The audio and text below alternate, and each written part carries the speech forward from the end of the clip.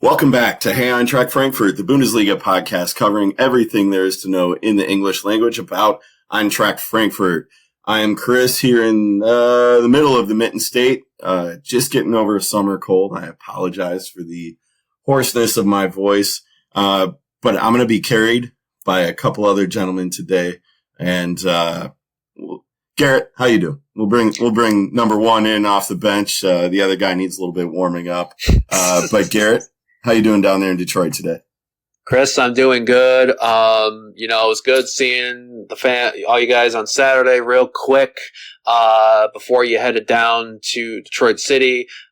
You all made the match that was on CBS. I stayed home because it was too warm for my bitch ass. You didn't miss anything. So, yeah, I saw the game, but, it's good to be, I feel like that jump, I got a good jump. I got a good feeling. I think maybe part of that is Lions season, but also I feel a renewed sense of optimism with the Stiba, and I'm knocking on this table as I'm saying that. So let's go. I can't wait to talk about it. And because this is so important as we start a new season, episode 318, our first official episode of season, whatever this is. Brian's been doing it forever. But back in the rotation, better than ever, Instagram extraordinaire. Now in the upstate New York area, Matt in New York. How you doing, brother? Chris, Garret, it's fucking amazing to hear your voices live again. Holy shit, has it been a minute? Holy crap. I'm going to be honest. When you logged in, I was like, who is that? It's been so long. We're excited that you're back. Man, we got a lot of work for you. We got a lot of Eintracht Frankfurt for you to cover. We're going to hit the ground running. Of course, everyone knows the club was in Louisville this last week, and I had the opportunity to be down there. Make me jealous. Yes. I know both of you weren't there. You wanted to be there. You were there in spirit. But I got to talk for a minute about the people that were there. This was my first opportunity to go to one of the club's U.S. tours. I was overseas for a few of them. I just moved home for the other. And let me be honest with you, I didn't know what to expect. This isn't, it wasn't a destination I thought that, really made a lot of sense. I'm not a Lou City fan. Me and Louisville don't get along as a Detroit City investor, but that's for a different podcast. I didn't know what to expect from it. But my family got down to Louisville on Sunday, and within 5 minutes, I was getting texts from people at the bars. You got to come out. You got to get here. We shut down the bars on Sunday night. Monday, we went to the open practice, with the team. Wonderful, hospitable environment. Lou City did a great job welcoming Eintracht and turning over the practice facility and all of their first team facilities, the locker room, the training room, the weight room was all taken over by Frankfurt. That was first class hosting on their side. But then starting with the open practice Monday, Louisville City from USL. Oh, okay. Like it was their USL practice grounds? Yes. Okay. Yes. So their practice grounds, which is going to be a training facility. I don't know if I'm allowed to say that, but it's going to be a World Cup training facility. It's first class, top to bottom, a really good site at the Lynn Training Center there. Detroit City, take note. But anyway, starting Monday with the open practice, the players were engaging, waving to the fans, taking photos, signing autographs afterward. And then that night there was a fan event. We took over a local brewery. The club was telling us there were 100 fans in person, kids, adults, EFCs, official, non-official. New York was there. Austin was there. Carolinas, Indy, Detroit. We were all there. HEFpod making a lot of noise. And I'm going to introduce something special we did in a minute, but it was just really cool to get everyone in one place at one time, seeing a lot of faces, people that we interact with on social media, sharing photos, sharing, content of each other. It was fun all night long, meeting kids and shaking hands. And that was before the team arrived. And, having not been to these things, everyone's like, oh, you're going to love it. Get up close and personal with the players. And I was like, yeah, that's cool. Take a picture and move on. And then they get there and they're like, you know, like, hi, I'm Timothy Chandler. What's your name? Let's sit down. Let's chat. Or, you know, Philip Max, we'll talk about a little more later. One of the most engaging people I've ever met. The legend himself, Kevin Trapp, was talking to my daughter about stuffed animals and asking the favorite ones in her collection, and like the genuinely true human beings in a personal connection that, you know, for my 8-year-old, she was in awe of it. And I think me as a 39, 40-year-old, I was even more in awe because I don't fanboy in social settings with athletes. It's not my style, but knowing that that was the most human event, that my daughter and I would experience with the club here that we love is just an incredible thing.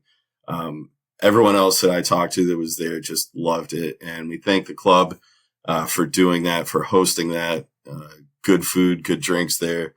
And then John Ben, one of our contributors to the show, we were sitting there on all this, hey, Eintracht Frankfurt swag. And we're like, what are we going to do with all this? You know, we had all these coasters and stickers we were handing out.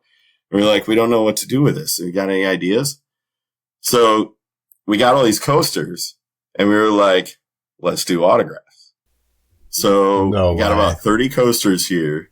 We got 30 HEFpod coasters that are all signed by a different player. And Matt, I think we got to come up with a contest and get these out to the listeners. My brain is exploding right now, and I don't want to spoil anything for the listeners, but holy crap, what a gold mine. We haven't organized it yet, but we're going to have a contest so that everyone has an opportunity. If you weren't there in Louisville, everyone has an opportunity to get their hands on an autograph of one of their favorite players. Matt and I are going to organize something and we'll put something out on social media about it. But that was just through Monday. And then Tuesday came and it was match day. You know, it's a friendly, it's preseason, doesn't really mean a whole lot. But beforehand, HEFpod hosted a great tailgate. Our friends down at Feast Barbecue in Louisville, incredible job with the food. Unfortunately, it was 100 degrees out and it's heavy barbecue food at 100-degree weather is a little difficult. But we had, by my count, about 60 people showed up to the barbecue from Eintracht Frankfurt circles, and it was a party. It was fun. We were having some bourbon with the Lou City fans there, and a proper American tailgate at a soccer game is what I'm hearing. Absolutely, absolutely proper American tailgate, but certainly a plenty of German influence there. Some German lessons being taught to the Kentucky crowd and to myself because my German is shit. Were there any German nationals at like the bar yesterday? Obviously, besides all the Frankfurt people, but like any like just German nationals who lived in Louisville or like visited? So we ran into quite a few, and we kind of make fun of it when you see people show up in Bayern kits or Dortmund kits, to matches that their teams aren't playing it. But you know what? You're right. There were quite a few people that were there because they're fans of Dortmund or they're fans of Stuttgart or you name it. We saw a lot of different jerseys, and I started off kind of making fun of it. But then by the end, I was like, this might be the closest they get to a German side this year. And I'm going to let them enjoy that. Because that's a good point. It doesn't happen that often. So, I'm still going to make fun of the Bayern fans because screw them, but, there was we no saw a couple Polliner. There was no Polliner at the tailgate, right? There was no Polliner at the tailgate. Yeah, so and by the way, for those that brought, alcohol to the tailgate and then left it behind afterwards, I appreciate you. My fridge is stocked. My fridge is probably stocked until Christmas. You guys are true patriots for the cause, and I will drink your beer until it is all gone. I promise you that. What are we drinking set for the rest of the year? Yeah, we missed you guys there. But I'm telling you, the good relationships that were built, the discussions had with the club and with other EFCs, and I say other EFCs because I think it's time that we take HEFpod into that realm and really revolutionize things. But we missed you there, and I really am confident in the future of this club. Their outreach in the United States was certainly beyond the expectations, I think, going into this tour. And I think we're going to hear more about it in coming years, to be honest. What was your biggest takeaway, I guess, from the whole visit from Frankfurt, being there in Louisville, seeing them in person, seeing them outside of like that, honestly, like professionalism, because obviously there's celebrities over in Frankfurt, but here, only a couple hundred people know who exactly they are. So what was your biggest takeaway from the whole thing? What were you saying, Garrett? I said, unless you're Mario Götze, because even Louisville City players were fanboying over Mario Götze. Yeah. Well, to that point, there were enough of us in Louisville where the players would go around on their free time and we were recognizing them. They were around town. They were going shopping and checking out restaurants, and we were identifying them on the streets, and they were always happy to take a photo, always happy to chit chat. I've worked in professional sports for several years now, and I've been around enough athletes. It doesn't faze me. They're people, and they interact, just as anyone would. But their celebrity status wasn't lost on us. And I was actually impressed by the locals who, beyond Mario Götze or Kevin Trapp, they were aware of Hugo Ekitike, the young, French superstar, or a couple other players that they called out. There were a few Timothy Chandler USA kids, and those are quite old by this point. He hasn't represented the national team in quite a while. So I think for me, it was eye-opening in that our presence was bigger than I expected there, but also we're not the unknown brand that I think we are. We don't have the following of a Real Madrid. We don't have the sex appeal of the Premier League. But I think we're better than that, because if you're following this club, you are authentic and you're truly interested in what it has to offer. Because as we've said 100 times, it's not easy to be a follower of this club. And if you are paying attention to who's on the roster that we're about to talk about in a few minutes, because it's constantly changing, if you're paying attention to what's going on with this club, it's because you have a genuine interest in them. And that's what I took away from this, is how many people traveled and spent a ton of money because they cared. And Chris, I think Matt, you go first. Oh, you go, Garrett. I was going to say, I think for me, not going, and I mentioned this to Chris when we chatted, and I think I dropped this out on Twitter when you guys put the post either Monday night or Tuesday morning. I was seeing the experiences that you guys had in Louisville, like the fan event and the players, and, just a general camaraderie of people in there. And there was, I think lately we've been feeling a lot of uncertainty and a lot of different maybe moods, mindsets, frustrations, all the things above. But to see something that much experience and that level of genuity and being able to have the moments that you're having, not just with like a couple players, but everyone involved with Eintracht Frankfurt, coaches, players, and like the moments you talked about, Chris, it makes you feel good, and it makes you kind of gives you that. Matt, I don't know if you feel the same way too, but kind of like almost that reassuring feeling. Like, you know what? All right. It does. Things are going in the right way.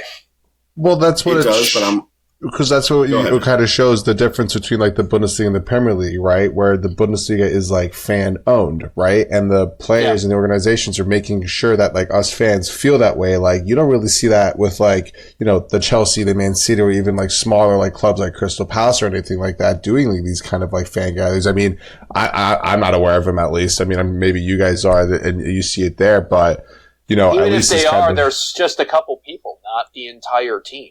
Like, right. And that's the thing too. And, what was even crazy to, because this is what obviously I was watching at home in the broadcast. By the way, watching Frankfurt at night was so refreshing. Like I haven't done that in a decade. So that was really cool to do. That USL intro, how many times did they take to get that right? Jesus Christ. Oh my God. Well, that we'll talk about on a separate thing. But what struck me is the commentator kept saying like Frankfurt are German giants, and I was like, ooh, yeah, like people, Louisville City people who are watching this right now, and probably which average Joe is just watching this just to watch soccer in the summer, like listening to Frankfurt as German giants, kind of a cool thing, you know. So remember, that's awesome, they had though. Kaiserslautern last summer, so this is a big step up for them. Big step up, correct. And like that, I mean, we'll talk about the game as well, but you know, they definitely, you know, pulled their weight in the first half and whatnot. But I'm not going to lie to you, Chris. If I saw Mario Götze and Kevin Trapp and Omar Mamouche walking by me, I'd be like, yeah, shake their hand. They ask me, oh, what's your name? I would just, my mouth would open, noise would come out, but no words. I would be so nervous. So, you know what? I wasn't nervous, but I was a little bit surprised with, you know, like, I'm kind of standing in the corner, just watching my daughter interact and get signatures and that kind of thing. And then Ansgar Knauf walks up and introduces himself like that.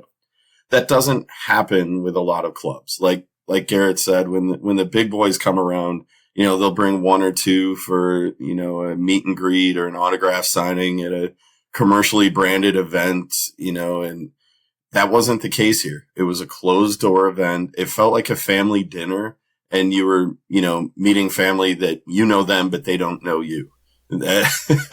right. It was very intimate, as much as 125 people can be intimate. It was. And I really think that event, for those that, you know, are kind of casual fans, I think it was the thing that could put them over the top. Because the group that was there intentionally. They weren't walking through a shopping mall and like, oh, who are these people over here? You had to know this event was happening to be there, and it made it that much more special to have that time in connection with the players.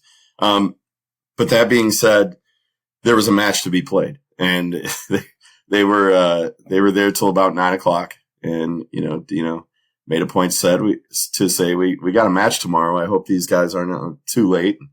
They weren't. They went back, and then there was a match to be played on Tuesday night. And I don't put a lot of stock in preseason friendlies, especially ones overseas. Training camp is about trying combinations of players we're not likely to see, and now that's even more so with the news from today. But certainly the name that sticks out in a 4-0 victory for the Eagles over Lou City was Igor Matanovic. I don't know if I butchered his name. I think that's accurate, but he was the standout the entire trip for me. 2 goals against Lou City, but just a guy that seems to fit up front. He was on loan last year. He looks like a good fit with this group, and not just the first group, anyone that he was on the pitch with, whether they're a regular or an insert. I like seeing him in there, and I'm always hesitant when we send guys out on loan, because either we never see them again, or they fall off so far that they're useless to us when they come back. But or they score against us like Ali do. Made sense. Yes, absolutely. Guys, did you take anything out of that 4-0 friendly, or was it just fun to see them play in the U.S.? Matt, you go first. What I took out of it is how quickly the game changed when Tuta was kind of playing a center midfield position every time when we had the ball. Obviously, when we lost the ball, but on the defensive side, he was dropping back into the center back position. But every time we had the ball, he was actively checking into the wingers, asking for the ball from the other center backs and stuff like that. And he seemed pretty I don't know he seemed pretty confident in it, but maybe it was just because like the adrenaline rush, and maybe he was just like, ooh, this is something new. Let me kind of show off a little bit, because he was making some great passes. I mean, he assisted the first or second goal with a beautiful pass, to Matanovic or to Ekitike. So, you know, I think that was kind of a big takeaway from it, but no, I mean, like you said, I don't really take too much, you know, stock into like preseason games. I just thought that was kind of an interesting little tidbit, but you know, not that it matters since fucking Pacho's gone now. Yeah, Garret, what about you? You know, I think for me, I think it was a much more improved effort than I think the one we saw against Juarez. The one which I will note for as much as we could see it. I mean, Fox Deportes, thank you for streaming it on YouTube, but that reminded me of my TV I had in my grandma's living room in 1997.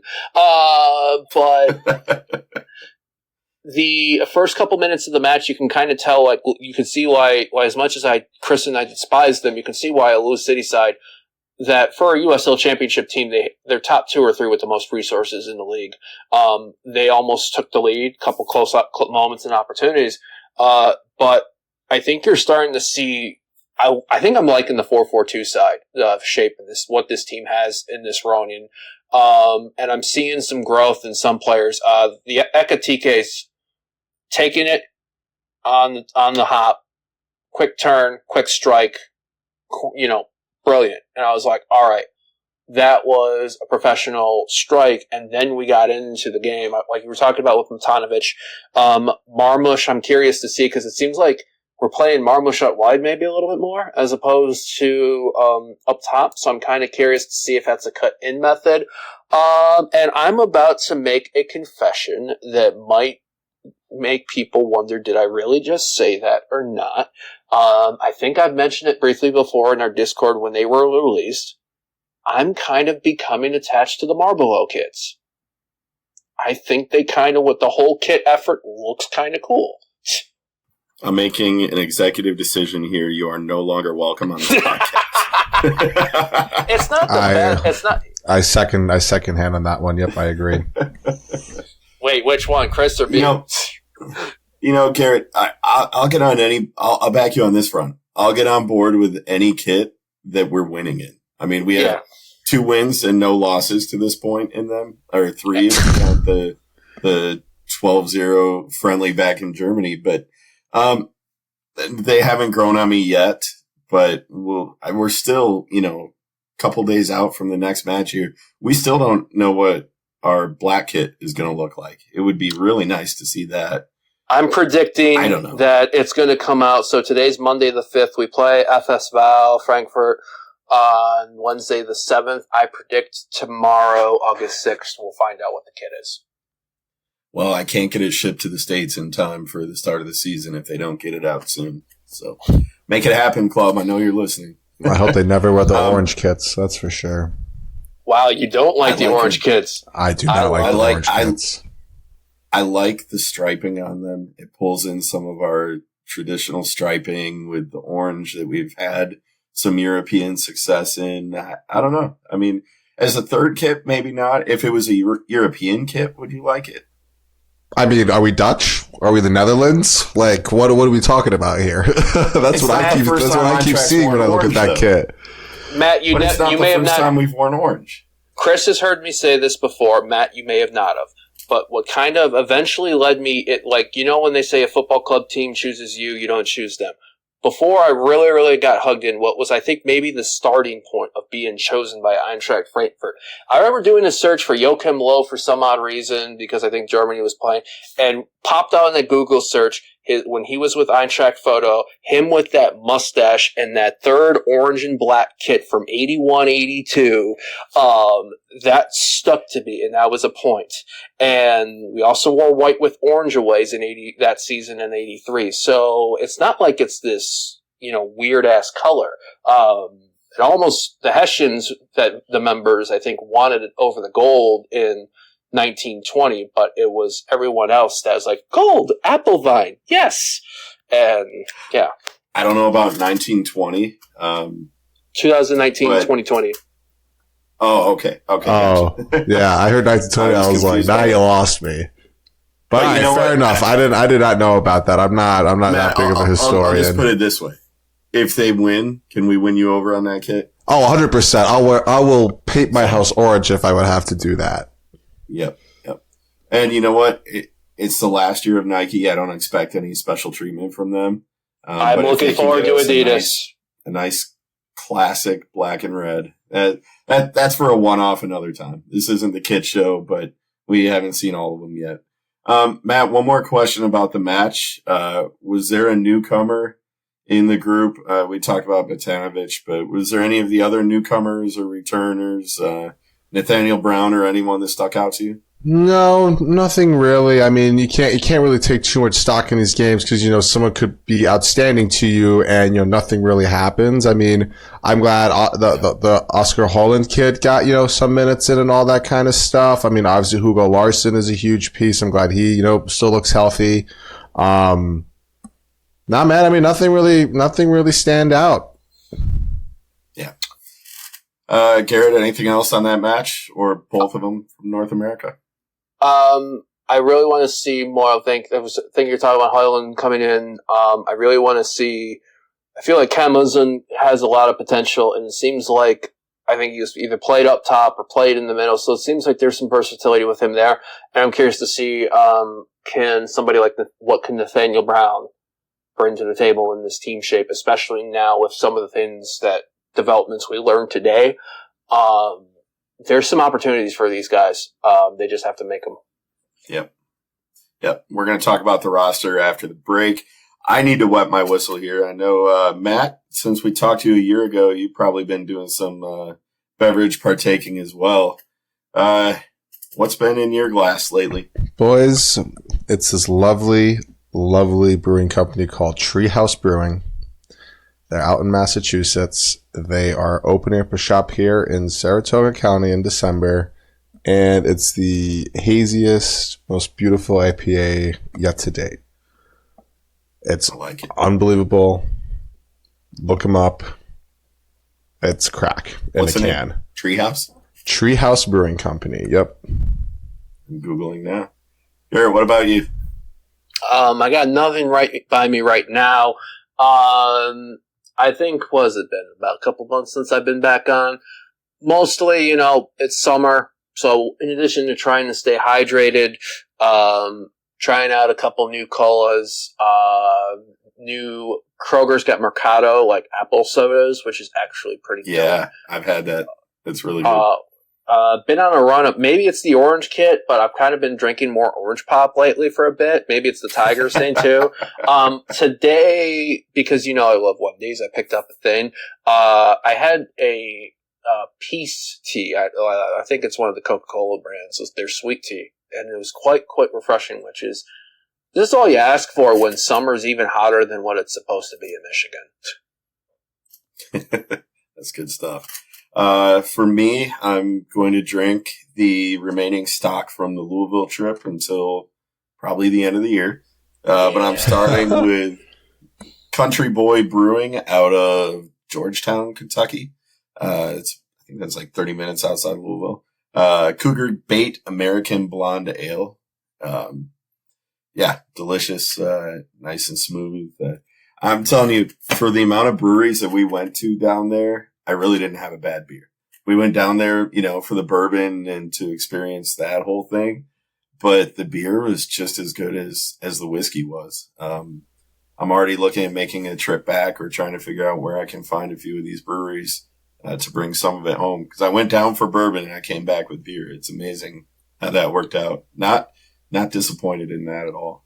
Oh, yeah. So does that mean Nathan gave you some recommendations? It seems if Detroit City makes it to playoffs and plays at Louisville, are we road tripping? Just so you can get what you need. That's a conversation for a different podcast, but we actually have to make the freaking playoffs at this point. Yeah, that means we have to score some goals. We'll let you save that for the other one. Yeah, different time. So we're going to take a break here at the end of segment one. Wherever you are drinking, whatever you're drinking, we hope you're drinking from the chat.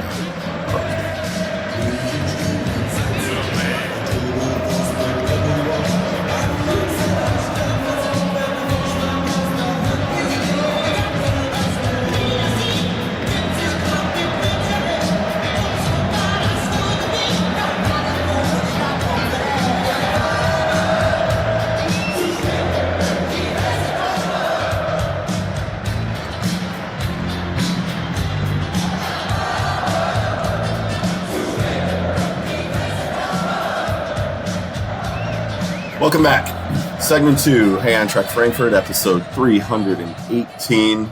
Been doing this for quite a while, guys.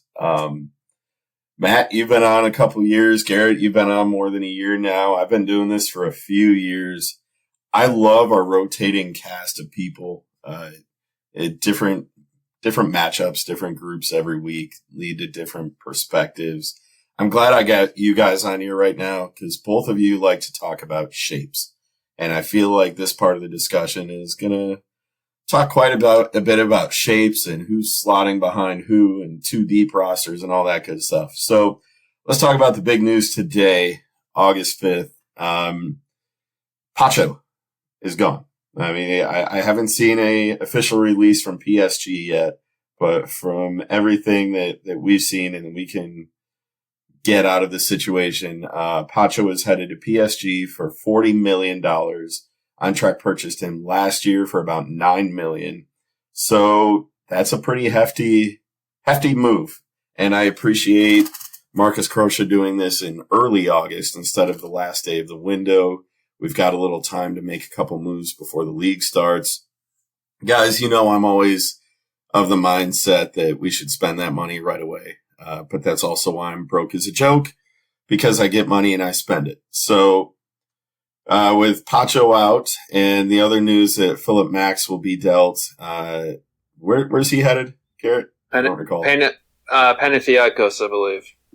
Okay. Greece. Yeah, for $1 million. So we lose $1 million on that deal, but that I think he was worth a shot at that price that we paid $2 million for. Pacho certainly gave us $9 million worth of effort and $31 million on the plus side of the balance sheet. Obviously, this is good moves. We're going to miss Pacho more than Max. But guys, that means we got some money to spend now. And of course, we're probably not going to spend it all. And we're probably not done seeing players go in and out. Before we talk about who we're afraid of losing next, let's talk about where you want this money spent. If I gave you, of the $40 million that came in today or will come in, if I gave you $30 million to spend, how would you distribute that?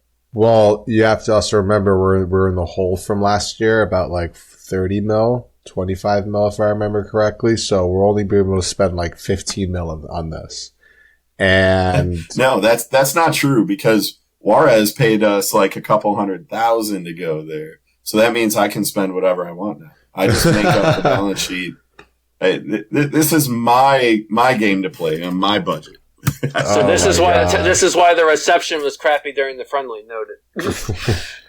Yeah. Did you make a call to the stocks today? Is that why they crashed so hard? That makes sense. My God! I invested it all in HEFpod, guys. I'm 100% invested in HEFpod. But to answer your question, I think what we really need to strengthen is our midfield. Because we have a lot of young guys on our team. It's definitely no surprise. I mean, the oldest guys we have right now are 2 midfielders with Götze and Shkiri, And obviously we have Chaibi there, who is a great, like attacking mid, very complemented to Marmoush and Akite. But we really don't have any strong, like, center midfielders right now, I mean, maybe Hugo Larsson's definitely there, but he's still 20, he's still a young buck, and then we have Mbembe as well. He's 23. Like, I feel like we need somebody like that 26, 27, 28 year range, like somebody who's like been a Bundesliga veteran, like somebody who's been at like Augsburg or like Mönchengladbach or like Hoffenheim, like someone who's been there for quite some time that, I'd love to see. I mean, I'm just trying to think of some top players right now, but maybe like Dennis Geiger out of Hoffenheim, it wouldn't be too bad. I think he's only like 27, 28 right now. Maximilian Bayer would be my guy from Hoffenheim, I think. I really like him. I think he's had a good year in particular. Kevin Stilger, or did Stilger already leave Bochum? I forget. I think he might have. I couldn't tell you. I don't follow them. But I like where your mind is at, Matt, because you're right. It's thin there. If Götze sustained, he's been durable, but if he sustained a noticeable injury for a notable amount of time, I think we'd be even more thin. Mbembe for me is one where I need a bounce back from him, because last season was not what I expected from him. We also asked him to move around quite a bit because Dino didn't really figure out a shape, at all, until the end of the season, or the roster that suited what he wanted to see. And so I think Mbembe is one where another year of seasoning for him. Hopefully he's ready to go. Garrett, where would you like to spend money in this window? I think for me, I'd want to get center back cover, especially if the uncertainty of is Tuta going to be in the midfield, or is Tuta going to be like Mbembe last year and become kind of a jack of all trades type of player. Because I feel like for once we're actually really strong up top now, especially if you look at Ekatike going, Uzun, Matanovic. I'm curious to see if Marmoush is going to be slotted in the up top role, or if he's going to become more of a wing, like an inside winner. Because now if that's the case, you're loaded on the wings with you as far as options between Knopf, Chaibi, Marmoush. You could put Mbembe there. So I think center back for sure. You got to get the Pacho replacement in to go with Robin Koch.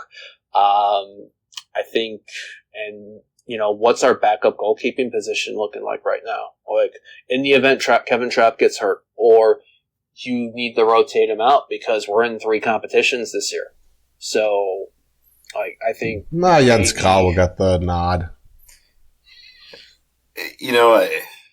While I see the need to invest there, I wouldn't call it a priority. I'd call it one of those, if the right person comes up at the right opportunity at the right price, drop $1 million or $2 million at the most. But I also have a lot of faith in Simone being a future number 1 there. So I really don't want to invest in anyone for any amount of time that's going to be, costing. Santos too. Yeah. So back to who's coming, who's going. There was a lot of talk at the end of last year about Marmoush. I haven't heard a lot on him. Is he expected to go anywhere, or are we going to have him for the full year? At least the first half of it. I think talks will cool down. Staying. I love it. Because Marmoush, the stability of having him, and Ekatike, who's on an upswing right now, if those two can figure it out like they did a couple times at the end of last year, throw in Matanovic, who's started off as good as anyone could have expected on his return, there's a solid 3 there. And then you're not even talking about guys like Knopf and Mbembe, who have the speed to move into the box and kind of back things up. I'm not too worried about the attack. I was going to ask, did we loan out Mladenovic yet? Or is he fit? Or is Dino using him, putting him in the plans also too? Because that's another name that came up late last year. I got to look into that. I didn't even think about him, to be honest. It's a situation where, for me, if you ask me, are we better off at the front end or the back end? I say we're okay going forward. My concern is getting the ball to the top. Like you said, Matt, our midfield isn't quite as strongly organized to move the ball from back to front. I think guys like Götze have the talent, but yet he doesn't have the legs he once did. Chaibi, I like what he did last year, but he also disappeared for weeks at a time. So I kind of want to see if we can invest that money in the back end and, maybe find somebody like Pacho, who we buy for a reasonable sum, who has the career year and makes us rich again next year. Well, that's why I think we pulled the trigger on selling Pacho, because we got Rasmus, the guy from Leeds or Roma, whatever his situation is, whatever. But yeah, that's true. The Christensen, he's a solid. I like it. I'm not gonna, not look at a Danish big boy in the back. You know what I mean? Yeah. And he's on a prove it deal because, I think the buy clause is 15 million euro if we want to buy on for him. It's kind of like with the Van de Beek thing. It's like he's got to prove if he wants to, he's fighting for a permanent job. And, and the good thing about those prove it deals are not 3 or 4 year deals where we're stuck with them. We've made a couple of those and gotten burned, but really, you could look at somebody like Nkuku this year who was on the outs last year. It looks like he's going to get another chance here. If, he can put a couple good things together. There's a lot of guys in this group who are multifaceted, I think, who can play inside or outside. And I think we're a little bit adaptable in that, but I'm kind of with you where the back line is where you can never have enough depth in the defensive side of the ball. Well, I just got, this is weird timing right now. I actually just got a weird Twitter update saying that we're apparently interested in this guy named Pepe Lu from Valencia, who is a central midfielder. Doing some brief stats here. 37 games last year, did 7 goals, 1 assist, 4 yellow card. He's 25 years old. He's 6'1". And where are we playing on Saturday in the friendly? Valencia.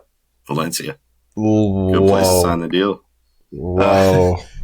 Are we breaking news here on HEFpod? We need Nathan to like throw in some breaking news music for us. We'll just say breaking news rumors that Frankfurt may be signing Pepe Lu from Valencia. Hey, so Chris, I think I want to go on those. Oh, it's confirmed apparently. I'll say that. Is it? Fuck it. Matt White from HEFpod reports Pepe Lu to Frankfurt. Deal done. Where's that? Who dropped the confo on that? Some Spanish. I was going to say, for me, I think most of our play, and it seemed like from what's successful, central midfield is kind of like a workman-like role, a boxy thing, but it's not one that's creative. Most of our work's going to come from either the center backs bypassing the midfield with balls, or outside in win play in there in box. That's why I think the Ekatike late surge last year, and I think he's maintaining that in the preseason, is great. But if he can start the year hot, and if that's Marmoush if that's Marmoush playing wide to do the connection, then okay, we're good there. But I agree, we need something centrally as well. I don't know if it was a Dino preference or if it's just the players we had on the pitch. Remember, we were last in the league in crosses last year, and just as bad on converting the few crosses. So, I don't know if that's going to change depending on the personnel or if that's Dino's preference in year 2. But I don't know how much stake I put on the wings if we're not generating from offense from out there. If they're just out there to draw the field wide and then bring the ball back to the middle, maybe there's different ways we can focus our efforts in pushing that ball forward. But we don't have the team speed outside of Ekatike, maybe a Bimbe. I don't think Marmoush can get under a ball. Yeah. I mean, the thing is we do have some speed, but we didn't even go over the top a lot last year either. Well, that's how we scored most of our goals were like counterattacks and stuff like that, and just exactly. Yeah. Like we can generate offense, but we didn't do it through moving the ball back to front last year. So I guess that's where my mind is a little bit confused in how we're going to do that, because we're mostly returning the same personnel. But maybe that's where a Hugo Larsson becomes that young guy who can be creative. I don't see his benefits being a lot different than a younger Götze, the facilitator of creativity in tight spaces. That's what Götze did in his prime, and I think that's the kind of thing Larsson could do, but we haven't seen a lot of it yet. So a lot of question marks with young players. I mean, he's 20. Yes. So it might still take time. I mean, I hope he gets a shot. He had some chances last year. We were fighting for our lives at times last year, and I think that's why they kind of fell back to experience. But I think Larsson's going to get his fair shot this year, and we have enough competitions where we're going to need him to be productive. Let's talk X factors. Who's a X factor? Not counting the Kevin Trapps of the world. Who's the X factor of the players in the 10 runners on the pitch? Who is most important to our success this year, Garrett? Hugo Ekatike is going to be tops of my list. Is he going to maintain? He's got his moments now. He's got his fitness. He's got his opportunities. And dare I say, it looks like he's got his swagger. If he can keep firing, boom. He's step one. Omar Marmoush, after that, had a career year last year. He finally broke out. Most goals he scored in his time. Whether it's centrally or wide, can he maintain the form or even surpass that. Because, could be, if that's the case, it's either he's still remaining at Frankfurt or he becomes the next to follow the lines, to follow the trajectory of, like, say, Lindstrom and Milani last year, Pacho right now, the next Frankfurt player that we buy in for a little bit and we make a lot on the return. But I'd go Ekatike 1, Marmush 2, and, Robin Cook. He, had a resurgent year last year, played his way back into the national team squad for Euros. Somebody that's being seen as somebody that's that armband-like material. Now that he's got his deal, now that it's confirmed that he's here, keep on doing it. Keep on playing to that level. And then he's the next guy that we talk about, hopefully, like Sebastian Rhoda and Makoto Hasebe and all these guys. Because those guys are gone now. So who's going to be the next ones to take that route? Matt, let's stick to the Saratoga theme. Give me your trifecta. For me, I definitely think Ansgar Knauf needs a big year on the right wing. Especially if if him and Tuta stay on that right side, or we push Tuta in the middle. Since Pacho's gone, we put Buta back on the right side and get him up there. I think Knauf really needs a big year. I think Niels Nkuku needs a big year as well, because I don't know what it is about him. He's like a mini version of Kostic, essentially, where, he has that left foot ability. He has the pace. He can cross balls. I mean, there was one ball last year that he crossed to Marmouche that was phenomenal, on the ball, low, across the box, and he was like all the way on the sideline on the left. And, that was to the extent of it. And then I think Gutson needs to be a little bit more effective. I think he needs to stop being the person who forces the ball a lot. I think he needs to distribute a little bit more, definitely ask the ball from the center backs and kind of distribute it to the wingers, or maybe send that long ball over to Hugo Ikite or Nkuku or Knopf, because all three of them are fast motherfuckers, so I think Gutson needs to kind of play that Busquets role a little bit, instead of let me grab the ball, let me take a couple touches forward, force it, and then find my options. I think he needs to kind of relax a little bit and let the ball do the work rather than him do it. So, I think Gutsa, Knauf, and Nkuku. Yeah, and I was going to say Gotza deeper, because if you're going to do Gotza and Skiri's your engine that can go back and forth effortlessly. So let Gotza be the one to sit back and move the play, and let Skiri do the work and create space with how much ground he's covering. Exactly. Let the player who's in his prime go off as well. But then, Chris, I completely agree with you. Hugo Larsson, this is his opportunity to really, showcase hey, I can be this guy. I can be this, solid midfielder that, creates depth in our team, who, is reliable, and, he won't fuck up, essentially. You know what I mean? So but he's 20 years old. He's young, but I completely agree with you with Larsson as well. Yep. There's going to be some growing up. And for me, I want to see a couple of young guys get into that routine. You don't have to be the best player on the pitch every week, but if you're consistent and then once in a while you show up, Larsson and Nkuku, those two young guys specifically. But for me, I need Chaibi and Shqiri to be consistent. They're more experienced.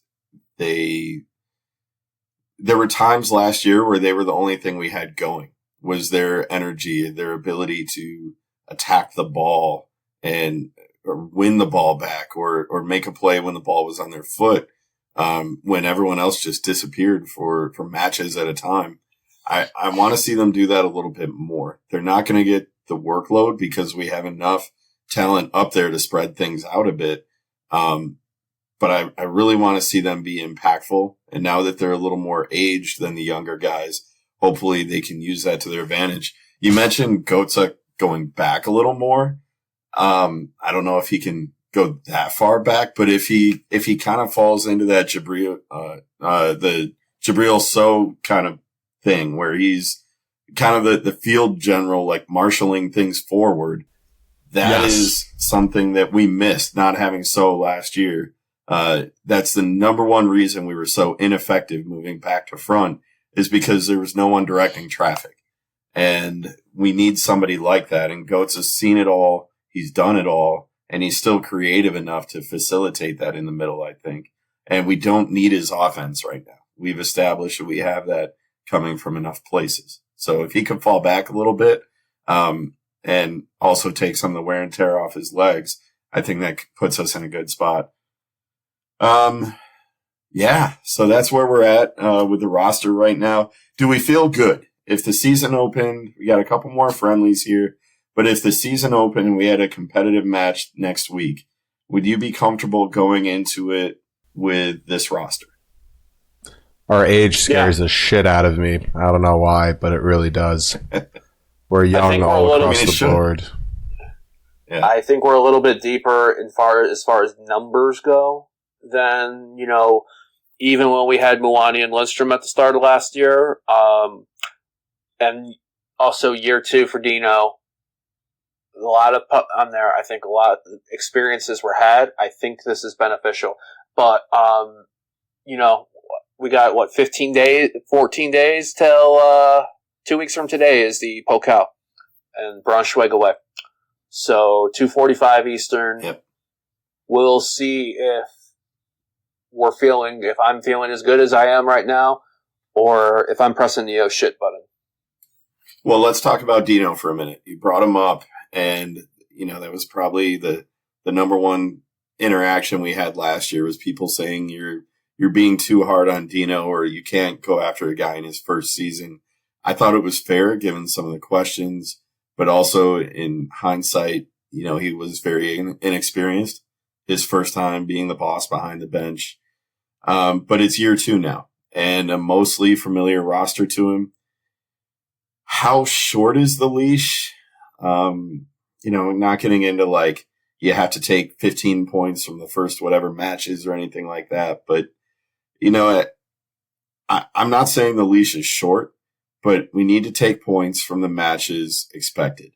And, if you can jump up and surprise someone once in a while, we've got Bayern fairly early in the year. We got Dortmund on week 1. If we can jump up and take points there, that's great. But Garrett, you were giving us the fucked up stat of the week all year last year. And it was horrible how many points we dropped to the bottom third of the table.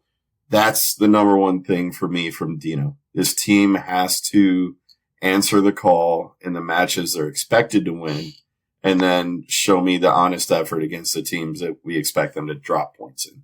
What about you guys? Matt, you go first. I think Dino did pretty good last year. Obviously dropping those points against those, lower level teams is not a great stat to have, but then again, we are the Launish Diva for a reason. I don't think it's really Dino's fault, if that's weird to say, but obviously, you always have to scapegoat somebody into a shitty, when a shitty situation happens or whatnot, but I don't know, boys. I'm going to give you the chance, but let me come back to that for a second. We are the Launish Diva, but it's your job as the head coach to walk in and embrace that history and say, that's not going to be us. The easy look here in the United States is my Detroit Lions, who have been the laughing stock of the league for 100 years. And they just had a coach come in and said, we're not going to run from this. We're not going to hide from this. We're going to embrace this and make it part of our identity as we turn things around. For how much we joke about being the diva and, even when we were winning cups, we were finishing 11th in the league. I get it. It's fun to laugh about, but at some point it can't be the excuse anymore. And I want the coach who says it's unacceptable. And I've yet to hear Dino say losing, or especially losing to poor sides, is unacceptable. And I want somebody to have the balls to just put it out there.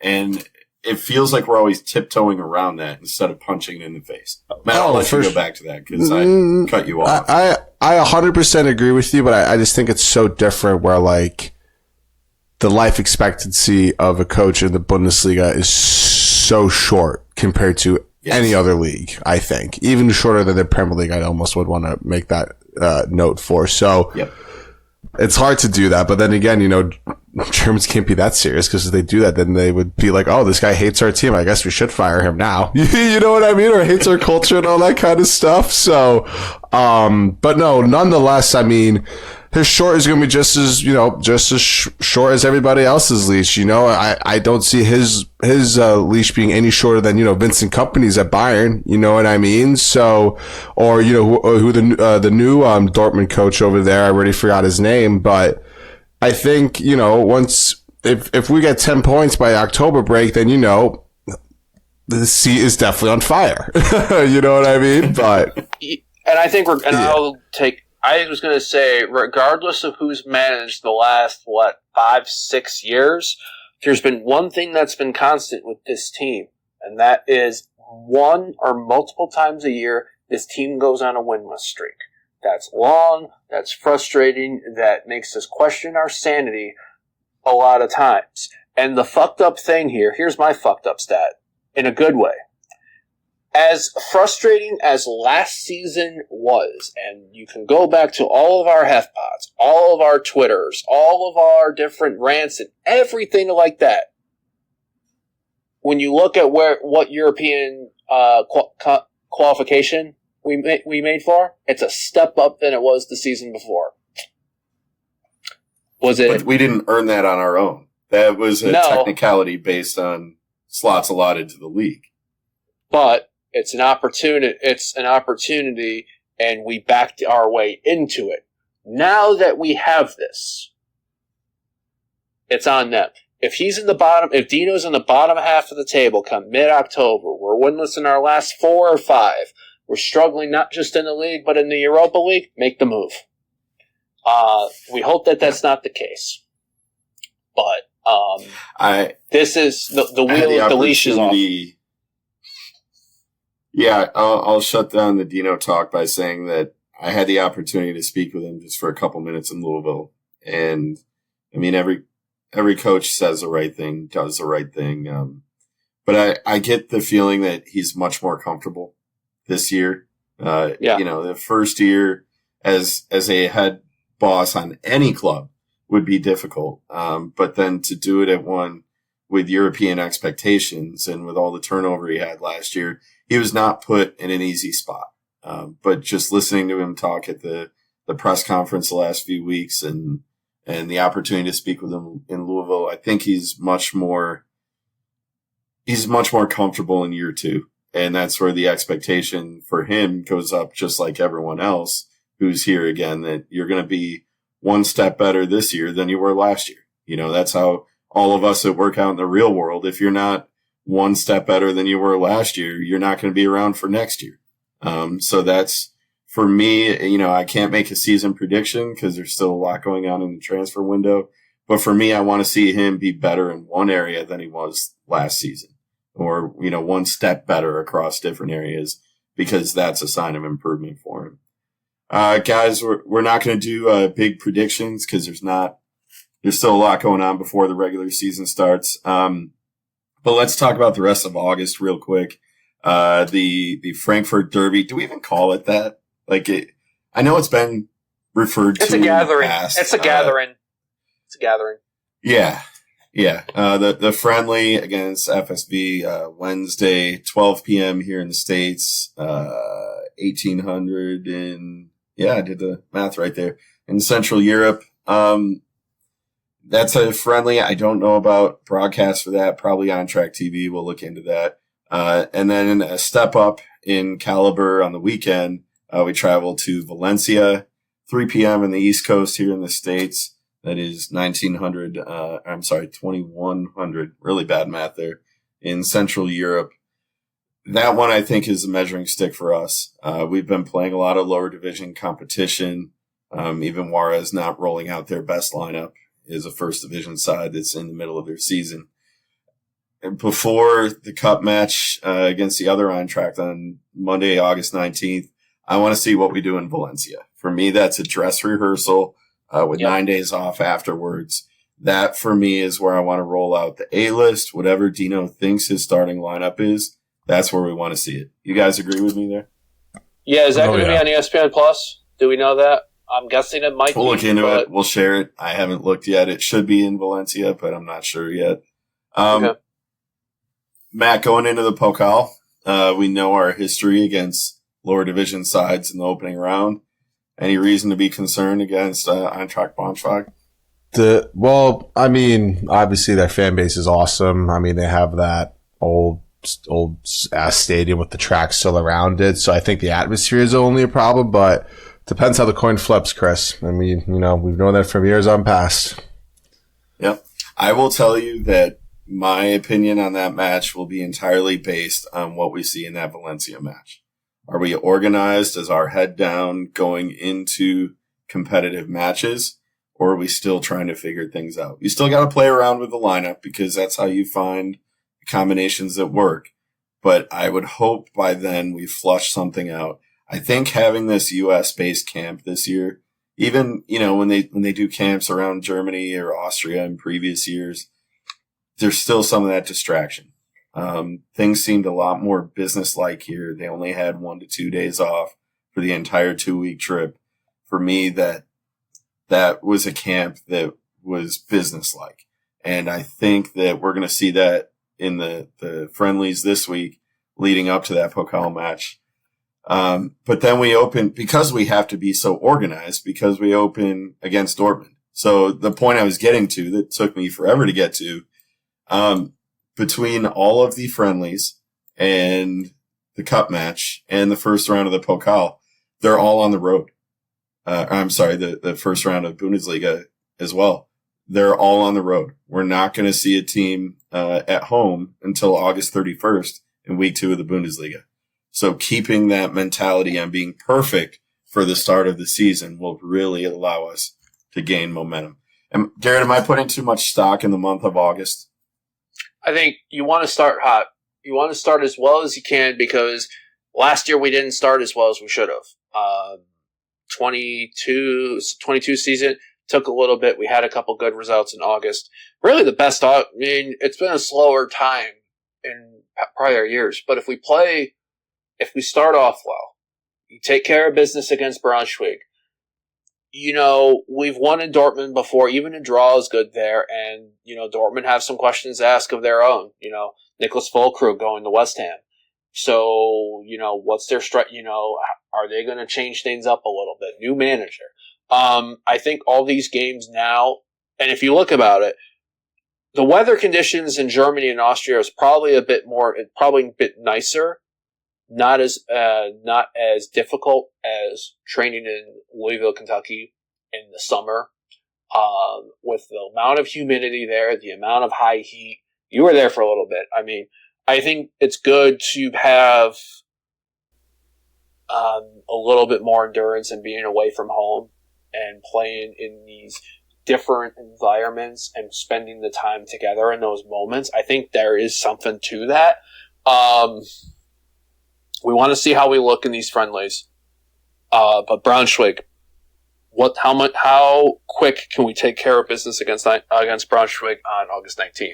If we roll in professional performance, get the job done early and quick, get ready for Dortmund, 12:30 p.m., Saturday, August 24th, because we're back, boys. Matt, give me your final thoughts. The month of August, how do you feel opening up the season? Confident. I think Dino has a good grasp of the group. I think we have a solid group right now that, you know, could, you know, at least create some sort of stability in our group. You know, we're not going to lose any games like 3-0 or something out of whack, you know, like at least we'll be in tight contested games. I think our offense is definitely going to flourish and whatnot, but I see an undefeated August in front of us, to be quite honest with you guys. I'll agree with that. I don't know if I see a unbeaten August, but certainly not an undefeated August. I think I can see an unbeaten August. Unbeaten, yeah. Yes. Who do we play in week 2? That's the same thing. Wait, whoa. What's the difference between undefeated and unbeaten? Well, no, I meant unbeaten, not undefeated. Well, no, where I'm going is, you know, we'll have draws. We're not going to, you know, you're still undefeated though. Total points. Whatever the word is. Garrett, give me an English word for that. What is it? The immaculate season, as they call it? Yes, there you go. There you go. We're going to drop points, but I don't think we lose any before the end of August. Garrett, we have Hoffenheim in week 2. That's our first home match on the 31st. And I think that's the winnable one. We should still have our legs under us. Where I want to see this season open up is just no stupid shit. Let's not be leaving subs on the bench or waiting till the 80th minute to make our moves. If things are tight in that Pokal match, let's not leave guys out there just hoping things work out. Let's switch things up a little bit. We have a deeper bench than they're going to have, and we need to take advantage of that. We're not going to run anyone off the pitch this year. Anyone. I don't care what division they're in. We're not good enough for that unless we actually make some big moves, which I don't think are coming. But I'm confident with this group that we can be more consistent than we were last year. And I think that would please a lot of people, including you guys. But we'll see where that goes. Go ahead, Big time. You play to your strengths. This group's got last year when they stepped the tempo up just a little bit in their ball movement, their distribution, they did good things. When they tried to make it like a practice drill, it bit us in the ass. So keep making the right strides. And if they can do that, let's go. I'm with you. So, guys, that's it for now. We'll do a more thorough Bundesliga preview closer to the end of the month.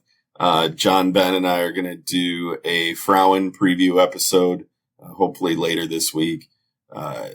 Expecting big things from them. I had a hiccup with my prediction last year, but we'll get a lot more into the women's side of things later this week. And then the next time we talk to you about the men will probably be right before that Pokal match on the 19th. So we'll look forward to it then. Matt, I'm so glad you're back. You're much better with the Instagram than I am. I hope you're going to be back on there as well. It's really great to have you back. People get tired of listening to me rant about this and that. Where can people find you on social media?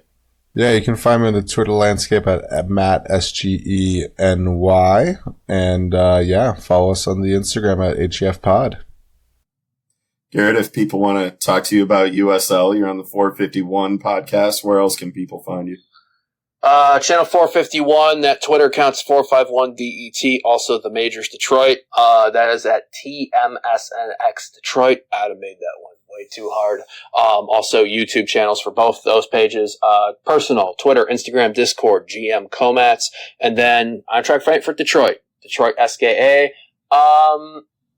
Be on the lookout. Some fun things might be happening with that one. So as the season hits. So we're in early days, but we got a good at a jump. And, of course, you can find me at CND313, Peloton, Instagram, Discord. Not Instagram. I still got to fix that one. But anyway, find us at HEFpod.com. All of the show's links are linked on there. HEFpod.com.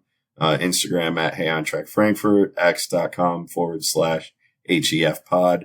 And that was a lot, so just go to HEFpod.com. Matt and I talked about it earlier. We're going to come up with some sort of contest to give out all these cool autographs I'm holding in my hand right now. These belong to you. They're not for me. So we're going to find a way to make sure everybody gets their hands on a Pacho autograph that is, no longer an Eintracht thing. But we got some Kevin Trapp in here, Omar Marmouche. We got a good list of autographs that we want to give away to you guys for listening to our show and interacting as the season goes on. So follow our social media for more on that later. And we will talk to you for the Frauen preview next. Cheers. Remember, they had Kaiserslautern last summer. I'm making an executive decision here. You are no longer welcome on this podcast.